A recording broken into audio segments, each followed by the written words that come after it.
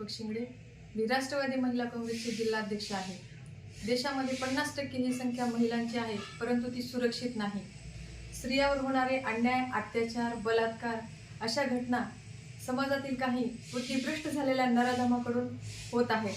आजची स्त्री ही पुरुषांच्या खांद्याला खांदा लावून प्रत्येक क्षेत्रामध्ये उत्तम प्रकारे कामगिरी करत आहे, तरी देखील तिला अन्याय, अत्याचार हा सहन करावा लागत आहे।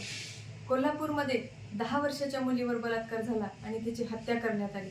कोलकाता या ठिकाणी डॉक्टर मोमिता यांच्यावर बलात्कार करण्यात आला आणि त्यांची हत्या झाली।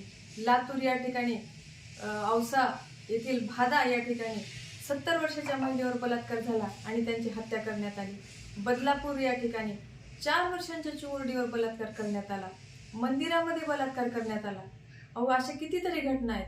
2022 मध्ये 7084 एवढे बलात्कार झालेले आहेत आणि 2023 मध्ये 7521 एवढे बलात्काराची नोंद पोलीस स्टेशनला आहे। ही फक्त नोंद आहे आणि नोंद नसलेल्या अशा कितीतरी घटना आहेत।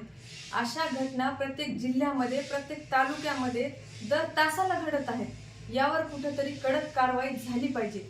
महिला जर का सुरक्षित करायची असेल तर अशा नराधमांना की नाही भर चौकामध्ये फाशी दिली पाहिजे। अशा नराधमांना भर चौकामध्ये जाळलं पाहिजे।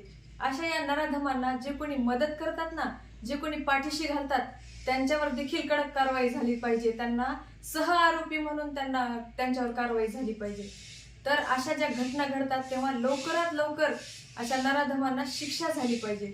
आपल्या कायद्यामध्ये खूप उशिरा शिक्षा होते, तर कायद्यामध्ये बदल झाला पाहिजे, प्रॉपर बदल झाला पाहिजे।